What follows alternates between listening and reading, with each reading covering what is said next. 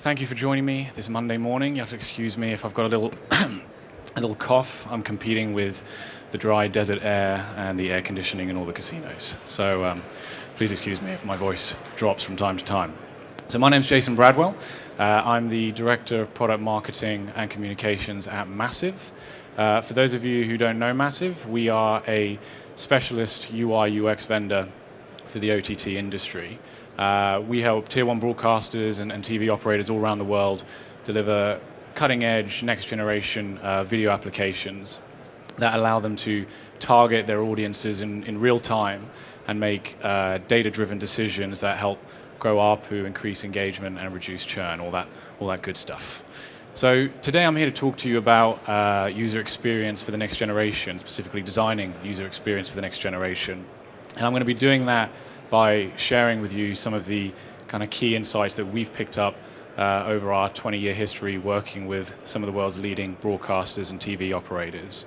I'll also be running you briefly through Massive Access, which is our front-end user experience platform. And finally, I'll conclude with just showing you some of the results of Access in practice with one of our clients and how it helped them increase their OTT traffic by 75% in under 12 months. So I'd like to kick it off with this. Consumer experience is king. You know, gone are the days where content or distribution sat on the throne. Today it's all about the consumer experience. And I'll understand if you take that with a pinch of salt. Obviously, I've got a vested interest in telling you that. But this is a quote from John Martin, the CEO of Turner, from an interview he conducted last year.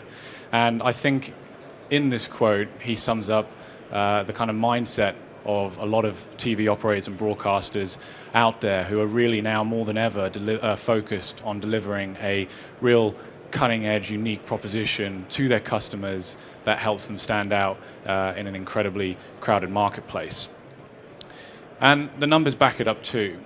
So why is the case? Why is this the case? Why is the consumer experience so important?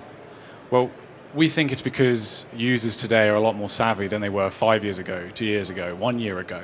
They want something that looks different to Netflix. They want an experience that is unique to them and speaks to their interests and their unique behaviors. And they're savvy enough that they know they've got loads of options available to them and they're willing to pay for it.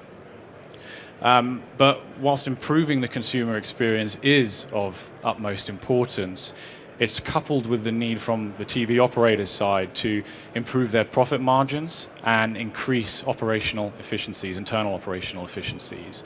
The days where we were handed blank checks and told to go out and get an audience, whatever the cost, unfortunately, are over. So we see the on-demand industry as really have gone through a number of ages. The first, as I mentioned a second ago, it was all about just getting your device onto as many, getting your service onto as many devices as possible. Then, once the dust had settled, the focus did turn to the user experience and personalization, and offering an overall better experience for the user. Recently, attention has turned to monetization. You know, how do we actually make our service pull in cash, either through subscription or advertising fees? But what we're starting to see now, based on the conversations that we're having with broadcasters and TV operators all over the world, is one that's all about improving the bottom line and increasing, like I say, operational efficiencies. TV operators are focused on not only bringing in money from their customers, but also reducing the cost of ownership of running this OTT service. And this is one of the number one challenges that we're helping our customers face and solve at Massive. They're looking for something more than just looking like Netflix. They want an experience they want a service that they can target their customers in real time, but as I mentioned, keep the cost of running the service down. The second insight I'd like to share is this: cater for everyone. You know, it's been a hot topic, personalization, for years, but I think we'd all agree that no one video provider out there, beyond maybe Netflix, has truly cracked the personalization game. we still see a huge proportion of applications come across our desks that remain static and dull in terms of their design and functionality. They offer the same experience to everyone, optimized as best as possible for mass market appeal, but it's very much a build it and leave it alone type scenario. But by trying to appeal to everybody with just one user experience, generally it's just lukewarm at best. And this is ultimately counterintuitive to reducing churn and increasing ARPU. So look, partly this is down to cost. Not all of us have the $1 billion engineering budgets enjoyed by Netflix and Amazon to improve our service. But we also think it's a matter of focus. You know, I was speaking to a public service broadcaster just a couple of weeks ago who was telling me that they didn't see any business case for investment in personalization because their content windows were only 30 days. So there was never enough assets, so to speak, in the pot. But for us, this just doesn't really cut it. You know, every user who is accessing your service is there for a different purpose. You know, some, they're first-time users, and they just want to kind of peruse your offering before deciding whether to take the plunge and subscribe. Other fans, you know, maybe are fans of a particular genre of content, and they've heard that you've got some new assets in your collection that they need some help discovering. And some people, they don't know why they're there, and they're simply looking for a way out. But whatever the case, there's an argument for personalization. So this is a statistic that I pulled from McKinsey and Company, who are a UK management consultancy firm. And, you know, I think what this proves is that by investing in personalization, you can significantly contribute to customers who ultimately are better engaged, who spend longer with your service. And, you know, by creating this feeling of stickiness, ultimately this leads to higher revenues and profits over the long term. The third insight I'd like to share is sports is perhaps one of the most exciting use cases for personalization out there, thanks to what we've discovered, huge plethora of sports fans that there are. There's everything from what we would classify as our casual committed fan, who just want to be kept up to date with the top line highlights but don't need the nitty-gritty detail, all the way to the other end of the spectrum, which is the fan who's waking up at 3 o'clock in the morning just to watch their favorite team play. Each and every one of these fans, and all of them in between, come with their own unique set of expectations from their OTT service. So let's take Steve, for example, who is our casual committed fan. You know, Steve, like I say, he wants to be kept up to date. He wants to be kept up to date without having to watch every game. But he's also indicated that he doesn't need a ton of detail. And also, you know, Steve's really watching sports as a way to socialize with his friends. So just by identifying these three characteristics from a user experience and functionality point of view, we're able to determine that we should surface really only the relevant content that Steve has indicated an interest in, that he doesn't need all the pre- and post-game analysis and review that other fans may enjoy. And thirdly, by allowing him to integrate his viewing experience with his social media profiles, Facebook and Twitter and the like, ultimately you can create a much stickier experience. So Steve sits on one end of the spectrum, Penelope sits on the other. Penelope is a viewer who does need to know everything that's happening as and when it's happening. You know, she needs real-time updates on her favorite teams and players, and she needs to be able to tailor her viewing experience to her schedule. So for instance, if she can't wake up at 3 a.m. to watch her favorite team play, she needs to be able to, within the app, suppress any notifications or content that may, you know, spoil the experience. Just personal anecdote, the Super Bowl a couple of months ago, I turned off everything on my phone because I had to wake up early for a train, and I was going to watch the game later in the evening. 40 minutes into my train ride, spoiler alert, found out the Eagles won. I was bitterly disappointed with that result. So from a functionality point of view, you know, Penelope would, like I say, benefit from deep analysis and review pre, during, and post-game. That by offering her a choice of camera angles, even a 360 immersive experience, you can make your service much stickier. And, like I mentioned, most importantly, no spoilers. So these are just two examples of sports fans, but there are many more in between. Even though Steve and Penelope even though they've signed up to watch the exact same service, the needs for both of them are completely different. Yep. Insight number 4. So I've already spoken a little bit on this, but it's one trend that we're beginning to see our clients and potential customers that we're speaking to more and more focused on, and that's the cost of ownership.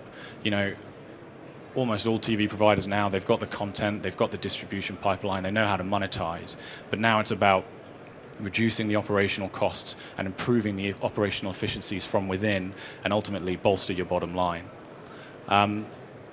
So think about it like this. This is an example that I like to give when trying to kind of illustrate this point, which is you've just acquired a bunch of new premium assets that you want to showcase front and center of your service.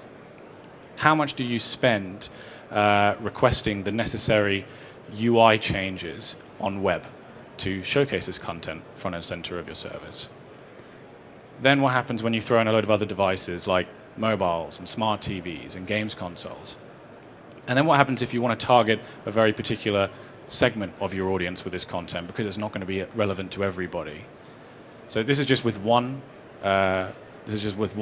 bunch of assets. But then if you compound this over an annualized basis with all the content that you've purchased and all the UI changes that you want to request, ultimately you're spending a significant amount of time and money that could arguably be better spent on higher value activities. Time and time again, we've spoken to clients who have said to us that sometimes it's just easier to not ask for front-end user interface, user experience changes at all. But ultimately, as I've mentioned, this just creates a dull experience for everybody, and often internally can feel like you're playing catch-up. Fifth insight I'd like to share is this. It's about keeping control. When we're talking about personalization, I think we quite all rightly would think algorithms and data and using that to really create a tailored and bespoke experience for each and every one of your customers. But we hold the belief that personalization shouldn't come at the cost of giving up your brand's identity entirely over to a machine. You need to keep an element of control. In fact, there was a study that was published by PricewaterhouseCoopers a few weeks ago that found that 3/4 of consumers surveyed said that they want more human interaction from the brands that they engage with in the future, not less. In fact, I think there was a statistic which found that about 64% of consumers feel companies have actually lost touch with that human element of the consumer experience. Look, there's no question, right, that the kind of algorithmic content recommendation systems employed by, a lot of TV operators out there, Netflix, Amazon, etc., are best in class in their respective fields. But one could argue that they lack that, at times, feeling of quality, that human element, that feeling you get when a friend or a family member, those who know you best, recommend you something that maybe is a little bit left field, but that they know that you're going to love. And this is, again, a quote from Apple's Eddie Q that I think sums up this sentiment quite nicely. So the benefit of retaining this control is twofold. One, it's, as I've mentioned, it's that human touch. It's empowering your content schedulers, your marketeers, your editorial teams, those who have the expertise on your content library and your audience, to create an unforgettable experience that ultimately reflects your brand's identity. And secondly, trained curators who, in some cases, have many, many years of experience, are much more likely to be able to spot patterns in content consumption quickly, and therefore perhaps make recommendations of higher quality than a machine would straight off the bat. In fact, I remember there was a great statistic that I heard from Cable Congress in Dublin a few weeks ago, which found that, basically that Netflix is on track this year to publish 2 original programming assets per day this year. That's adding to its roster of already, I think it's about 13,000 titles. So with only X amount of screen space available, this is more content than any of us would ever watch in a lifetime. We're only ever going to see a fraction of this. So by retaining that, by not going completely onto the kind of algorithmic content recommendation route, and by retaining that element of control, you or your operators are empowered to be able to take direct action and put higher value assets and content promotions and even business promotions at the forefront of your service. So what's the answer? To this day, many OTT services still suffer, as I've mentioned, from a static UX, and one that requires significant investment to change on one device, let alone an entire suite. And ultimately, as I've gone on about, this means that all users are getting the same UX, regardless of their demographics, the time of the day they're watching, the device that they're watching on, any particular business or marketing objectives that there are. And we just don't feel that this is, frankly, good enough to increase engagement and increase profits. So we built Massive Access as an intuitive, next-generation user experience platform. And it's really been built to outline a lot of the problems that I've outlined already, and more. It's like a control layer that sits between your front-end applications and your back-end technology stack. And it gives broadcasters and telcos the ability to deliver real-time UX across all devices. Using Access, our customers are able to segment and target audiences with a tailored UX, as I've said, in real time. They're able to rapidly evaluate their audience base and then deliver tailored content and promotional modules. So for instance, you could identify if a customer's credit card was due to expire and then surface a relevant promotion, perhaps 30% off your next subscription month, and do that all in real time. And most importantly, it's been built to be operated by editorial teams. So post-integration, there's no engineering or writing of code required. It's a simple drag-and-drop management of how to control your UI. So I'd like to conclude with just talking a little bit about how Massive Access has helped one of our customers, Telecine, increase their OTT traffic by 75% in under 12 months. Hopefully you all know Telecine, but for those who don't, they are the film division of the pay TV programmer Globosat in Brazil. So Telecine, when we started working with them, had about 1,500 quality film assets, and they decided in late 2016 that they needed to refresh their suite of applications with a particular focus on smart TVs and games consoles. And at the heart of this project really was the need for a robust front-end solution that would enable rapid deployment, real-time deployment of UI changes, but also empower their internal editorial teams to make these changes based on content availability of content rights and multiple audience segments. So in terms of challenges, when we started working with Telecine, they had quite a complicated front-end technical infrastructure, and they were unable to rapidly update their UI without incurring significant engineering costs and time. Indeed, the setup meant that the editorial team, it's not working. The editorial team, they had to restrain their requests for front-end UI changes. So they were spending a lot of time, manpower, just doing manual basic tasks like scheduling content to go live at specific times. And this kept team members from focusing on higher value activities. So all of this resulted in a static and aged suite of applications that lacked engaging functionality and relevancy for specific audience demographics, and also kept operating costs high.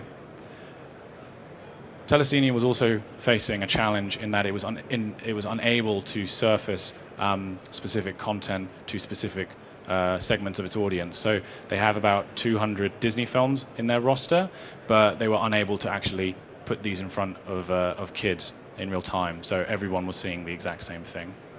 So we worked with Telecine to establish the following goals. It was to increase their customer base, to harness the power of their existing content library and maximize viewer acquisition. It was to empower their content schedulers and editorial teams to manage the front-end suite of applications. It was to build a superior product, one that would stand out from competitors with a stunning user interface. And finally, it was to improve operational efficiency and reduce operational costs. So Telecine selected Massive Access as the platform to tackle these issues and achieve its long-term objectives. After extensive research into its viewer base conducted by ourselves and Telecine, we identified that prioritizing the development of smart TVs and games consoles would best serve its impressive catalog of film assets. And indeed, this correlated perfectly with current market trends, because about 60% of TVs currently sold in Brazil are internet-enabled. As a result of integrating with Axis, Telecine has seen a 75% growth in its OTT traffic in under 12 months. And we think this is thanks to the flexibility and ease of use of the Massive Access platform. They're also additionally now able to make better use of funds previously spent on UI. So shortly after selecting Axis as their front-end technology partner, we launched onto 9 big screen devices, so Sony TVs, LG TVs, Samsung TVs, etc. And we put a lot of thought and a lot of emphasis on overhauling the design of these applications for the 10-foot experience. So surfacing really crisp and beautiful asset posters to relevant users to entice click-through was one of the things that we spent a lot of time working on. And this has resulted in the smart TV OTT consumption accounting for about 40% of Telecine's overall OTT traffic. Worth noting that this launch was also accompanied by mobile and web launches as well. So with Axis, Telecine has acquired an intuitive user experience platform that has given the company's editorial staff real-time control over their UI across devices. As new content rights are becoming available to the operator, they can rapidly deploy tailored branding and promotions through the simple drag-and-drop management of the operator console. It's also given them a means in which to better target their customers. So as I mentioned before, with the 200 Disney films that they've got in their roster, they have actually now launched almost a service within a service, Telecine Play Kids, that is exclusively been built for their kid demographic. So not only is this increasing their brand relevancy with this particular audience, but it's also helping future-proof the company with an audience that is, as we all know, notoriously fickle and hard to reach. So just to sum up, consumer experience is king. It's really important that you have the functionality in your technology stack to be able to make real-time UI changes that are personalized for the individual user. That sports, perhaps more than any other content genre, is a UX frontier for innovation and development. There's an increased focus on the cost of ownership of actually running an OTT service, that you shouldn't be giving away your brand's identity entirely over to a machine. And finally, a little bit self-serving, you could argue, but we think Massive Access is the answer. So thank you very much for your time. If you've got any questions, I'd be happy to take them after this talk, or you can come find me on our stand. It's literally just down this aisle, SU9005, Massive. Thank you very much.